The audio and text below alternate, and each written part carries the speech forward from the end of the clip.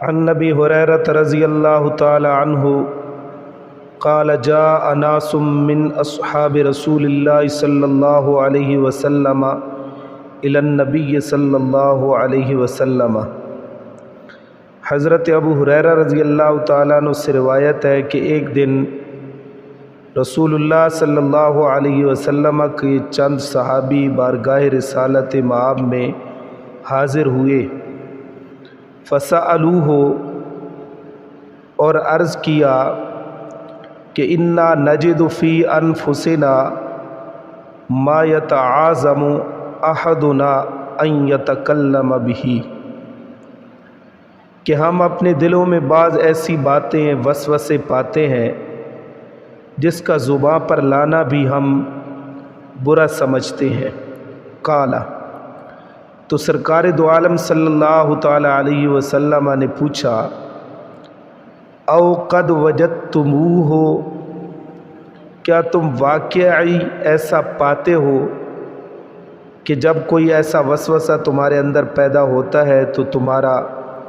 خود دل اس کو ناپسند کرتا ہے اور اس کا زباں پر لانا بھی تم برا سمجھتے ہو؟ قالوا نعم،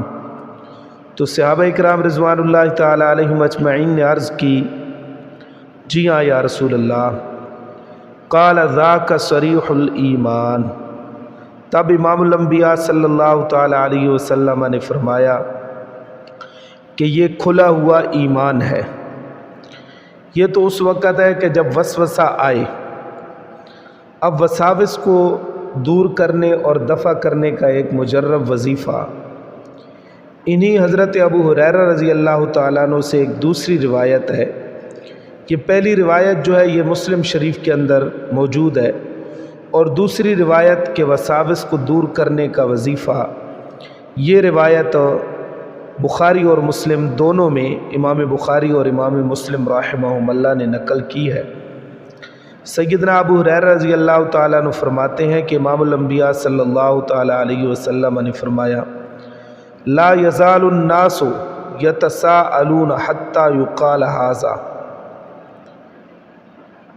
امام الانبیاء نے فرمایا کہ لوگ ہمیشہ اپنے دلوں میں مخلوقات وغیرہ کے بارے میں خیالات پاتے رہیں گے، حتی یقال ھذا، یہاں تک کہ کہا جائے گا، یعنی دماغ میں وسوسہ آئے گا کہ خلق اللہ الخلق، کہ اس تمام مخلوق کو خدا نے پیدا کیا، فمن خلق اللہ، تو خدا کو کس نے پیدا کیا، فمن وجد من ذلک شیئا،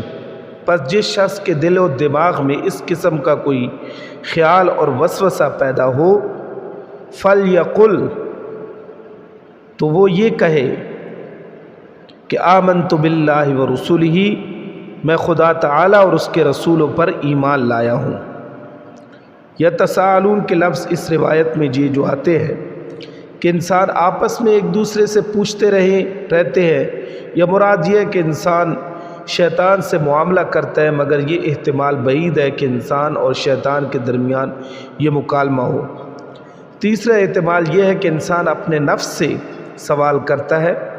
یقال ھذا خلق اللہ الخلق،